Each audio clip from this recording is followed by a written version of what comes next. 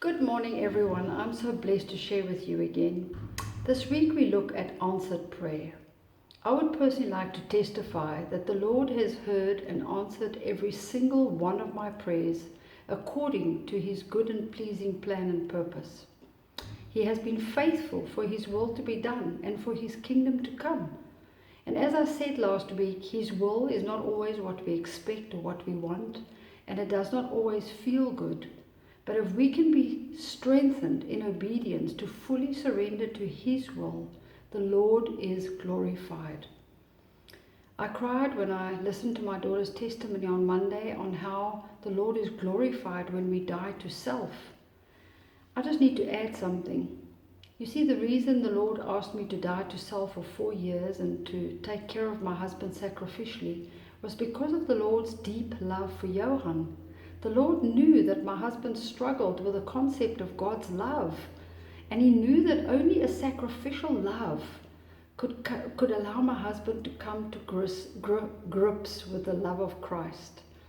You see, he was a medical doctor, and he tried to figure things out scientifically and analytically, and he struggled with pure love.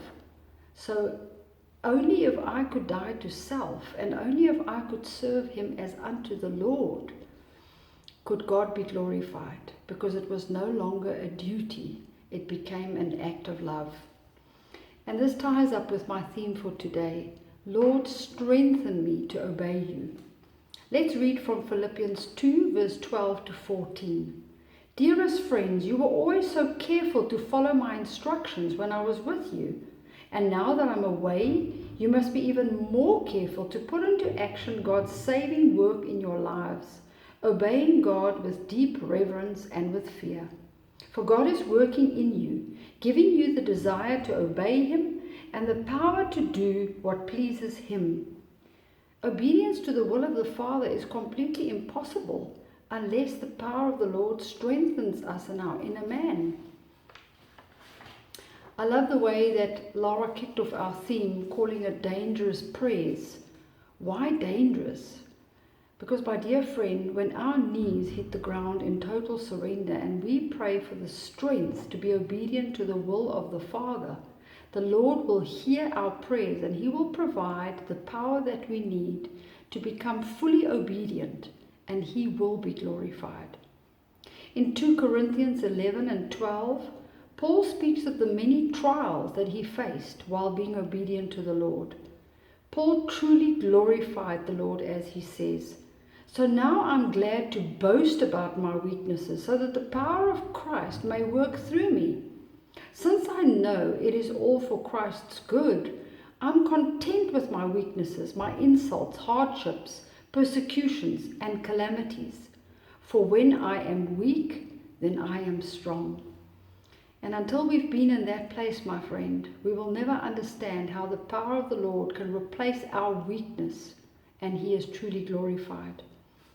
In 2018, I just lost my husband. My health rapidly declined, my neck collapsed, and the Lord called me into full obedience for the restoration of my son's broken life. The Lord was not going to take away my discomfort. He was not going to miraculously remove this heavy trial, but He was going to strengthen me in my inner man for His good and pleasing plan to unfold for my son's life, and He could be glorified. Well, my dear friend, I certainly did not have the strength to face the mess that was going to enter my home, and neither did I have the power to face the legion of darkness that aimed at destroying my entire family. But the Lord strengthened me in my inner man, and I experienced one of the greatest miracles that I have ever witnessed. Obedience also means dying to pride, so that we can be strengthened by others to persevere. I have the most beautiful group of friends who are connected to the vine and who held up my arms when I became weak. Moses was strengthened by Aaron and Hur, holding up his arms in battle. And when Moses became tired, the Amalekites prevailed. But when Aaron and Hur held up his arms, the Israelites prevailed.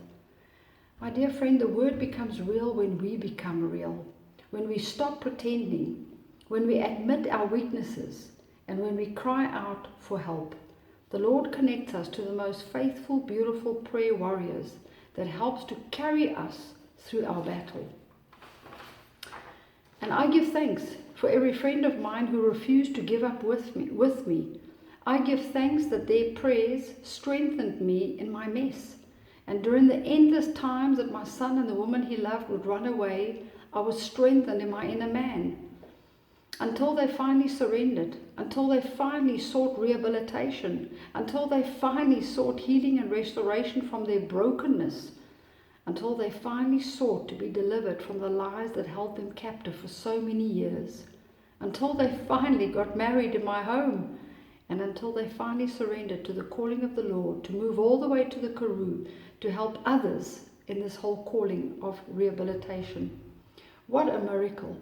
I did not have the strength to persevere, but the Lord heard my many cries, and He strengthened me in my inner man, and He strengthened me through a group of beautiful friends who held up my arms when I became weak. May the Lord strengthen you in whatever He is calling you to be obedient in. May He bring Aaron and Hur into your lives to hold up your hands when you need the strength to persevere. Grace and peace be with you.